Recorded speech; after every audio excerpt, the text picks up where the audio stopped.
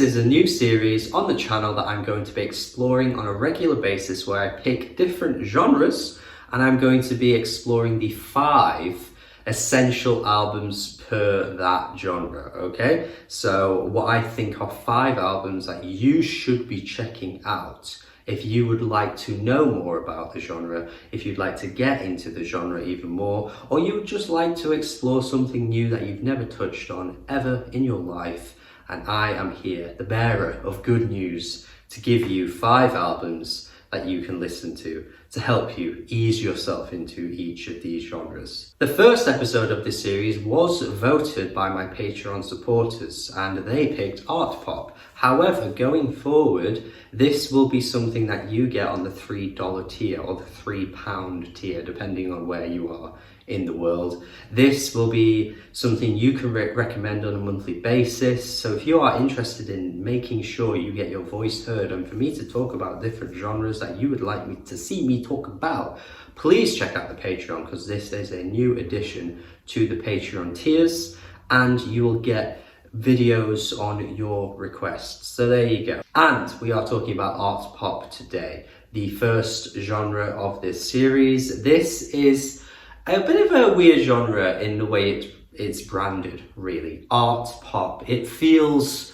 quite pretentious in a similar way to IDM, which is obviously intelligent dance music, which I just find to be, I don't know, really like music nerdy, pretentious sort of descriptors for things. It's not really the way you want to see music described. It kind of alienates the genre away from other people too, because if you just kind of want to casually listen to something and you get, you know, a genre being described to you as art pop, you just might feel like you're not part of the scene or you're an outsider looking in. Don't get me wrong, this genre label has provided some of the greatest albums of all time, but just as a label itself, it definitely feels a little icky to me to think about.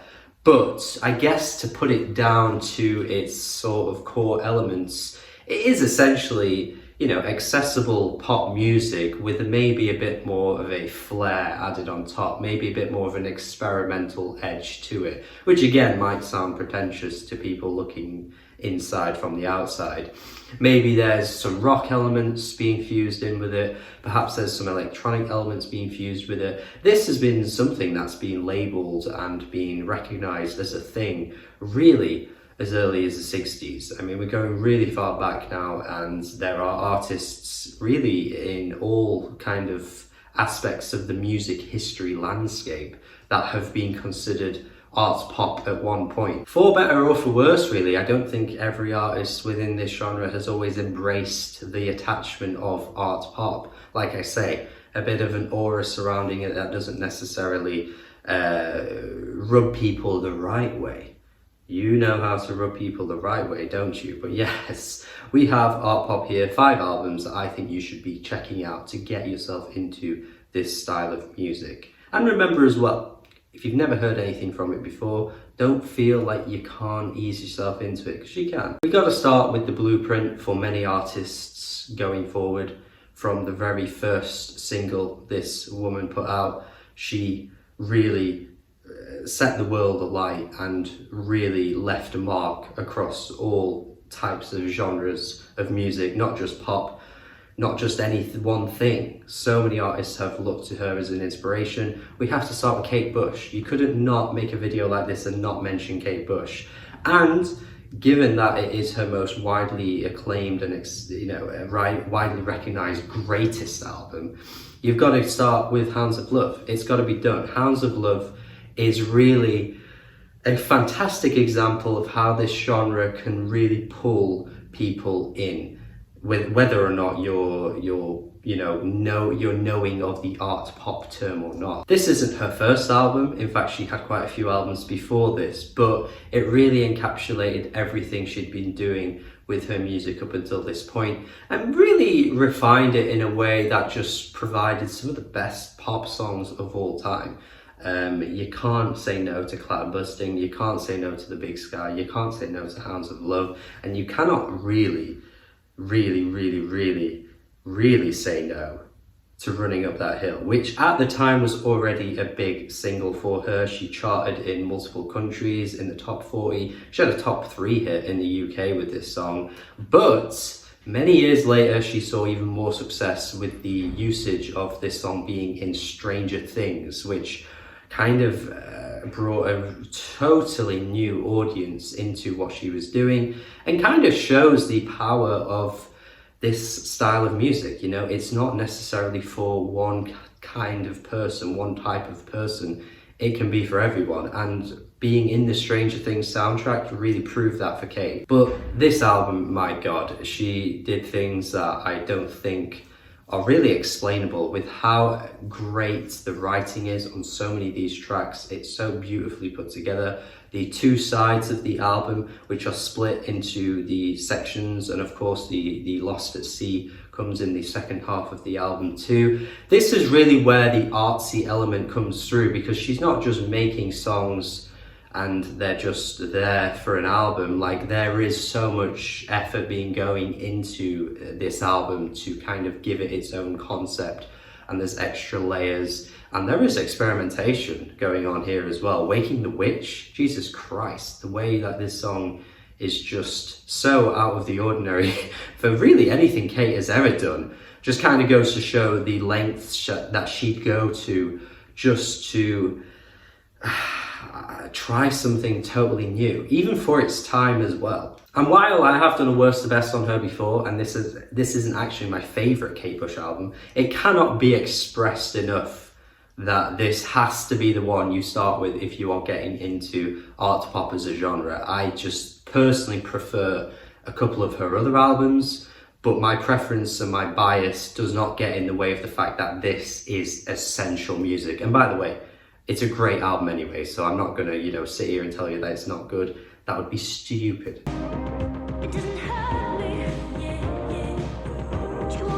Next, we gotta go for another artist that's had a wide influence on the genre. We gotta go with Björk. You know, we gotta go with Björk. And the album I am gonna pick is actually my favorite album from this artist, so maybe some bias coming through here. But I think in terms of what art pop represents, and the experimentation that goes into art pop, it's gotta be Homogenic. I don't think she ever really got weirder and stranger than this on many of her other albums. You could say Medulla is another good shout for getting into this genre, but I think that one might scare people away a bit too much. I mean, the layers of vocals that are just on top of one another, where she creates instruments just through her voice, and oh, it's so weird and wacky that I don't think that would be a good place to start. Homogenic, though, really eases you in. I mean, she's always been known for using her voice as its own instrument. I think I said that about this new single that she dropped only about a week ago, which is for her upcoming album, at time of recording, of course. But yeah, the way that she can just create such vast and vivid imagery with her vocals is so stark and interesting. Like, there's always something unique about the way she sings. She can make the most simple things sound incredibly detailed. And that's the thing as well, she is incredibly detailed with her writing, so it is impressive in that sense as well. But tracks like Bachelorette are just fantastic. Alarm, I think, is a really smart track too. And then you've got to mention Pluto, which I saw recently get its own fair share of bashing on Twitter, where people were acting like, "Y'all really listen to this?" And I'm there like, I do listen to Pluto, and I like it. But yeah, there are some beautiful moments on this album as well. It's not all just weird and wacky. I just think generally this one might be harder to stomach at times than perhaps a Kate Bush album. But I've got to say, I think you've just got to at least experience it once. If you've never heard this album, I think it's a great starting point for what this genre has to offer in such a wide capacity.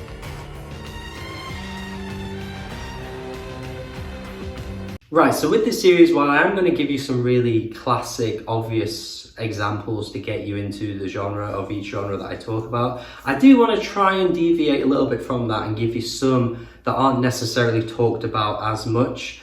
But that doesn't mean to say that they aren't essential, and they are essential in their own right for the reasons I will state. And this is a good way to lead me into Blue Jean Tyranny out of the blue, which I think, while might not be on the same kind of pedestal as a Björk or a Kate Bush, doesn't mean to say it's any less worth your time. This album is a stunner. The album manages to kind of pull some traditional elements from maybe like 50s, 60s vocal jazz type stuff and give it its own sort of life. And I use the word life greatly because this album does feel like there is so much life to the music. It is beautiful. It is constantly refreshing and really stunning to listen to. The vocals are so delicate as well. And while there is, again, a bit more of a traditional edge to the tracks, I do feel like there is that sort of artsy element that I think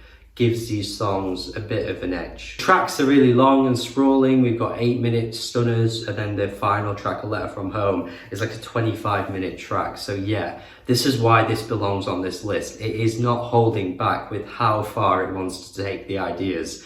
They will just sit there and make a 25-minute song. So yeah, take it for what you will. I'm not sure if this one is going to be quite as engaging for some people as perhaps, you know, a Kate Bush, for instance. But of course, comparing something to Kate Bush is difficult anyway, because she is so fantastic. But I think this album's great. I really do. I think there is a lot to really take from this album. There's so much going on. Musically, it's so, I guess when you're so, it would be like tasting amazing food for, like, you know, Mary Berry or something like that. It's like that kind of feeling, you know? It's like Mary Berry tastes something amazing, and then I'm here listening to this music, and it's just got that kind of same sensation as you would if you just tasted some amazing food. A really weird analogy, I've got to say, but I'm gonna go with it. We'll make it up in our own time. Right, we're going more modern now, and you know I had to do it to him. We had to include Perfume Genius, one of the best modern artists of all genres, but in terms of the, I guess, art pop world, you cannot go wrong with No Shape. This is truly one of the best albums of this genre, in my opinion. It was my favorite album of 2017, and is one of the best albums, in my opinion, of the 2010s as well. But not even thinking about those things, I really do think this album provides so much uniqueness in the world of the music, and in fact has its own Kate Bush reference throughout the track list too. Wreath, Slip Away are absolute gorgeous stunners that are really, really powerful pop tracks that I think will live on forever. In fact, I am really surprised that Slip Away hasn't had its own rendition of being included in some kind of film or some kind of TV show, and then millions of people discover it through that, because I think if it ever got that kind of moment, this song would be massive, because it is just a beautifully arranged pop song. And Perfume Genius, in terms of the production choices on this album, are absolutely stellar. Like the engineering in this album is just to die for. I really have to question what the hell the Grammys even listened to, or the people over at the Grammys even listened to, because this was nominated for Best Engineered Album and didn't even win the year it came out. So that is just absolutely baffling to me. I think once you listen to it, you'll know exactly what I mean. The production, the mixing, everything is just so on point. The arrangements, the swelling instrumentation, oh, it's gorgeous. It's an absolutely divine listen of an album. And vocally, it's absolutely stunning as well. Yeah, I think Perfume Genius, similarly to Kate Bush, I guess, in the sense that you could pick quite a few albums in the discography that could work for this list. But I think No Shape is the essential one, especially for like a modern day album as well. I think this really encapsulates all its influences perfectly, and the writing as well is super interesting, as Perfume Genius has some form of skin disease or some kind of body disease as well that mostly the whole album focuses on, and it just gives you a really unique look into the music in a way that you wouldn't necessarily get with your average artist. The writing is really, really fantastic.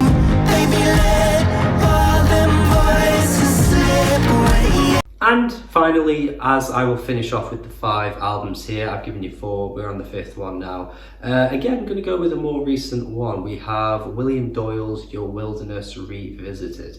Like I say, I want to try and mix in some lesser known picks for this series. I don't necessarily want to just hit you with really obvious ones, because I think starting with the classics might not always be the best way to go. You might want to give yourself some modern ones too, and I think William Doyle is a really good modern one, just in the same way that Perfume Genius is too. Very different album to that though. This album here is looking at the suburban life and basically commentating and basically just through the lens of a man who has lived in the suburbs of the UK, and just has a really unique angle on looking at the environment of where he's living in the world. I think there's an argument to be made that he probably could have taken the concept a little bit further, but the concept itself is really interesting and again adds to that artsiness of pop music, and also the music itself is really, really lovely. There are some really fantastic arrangements. Once again,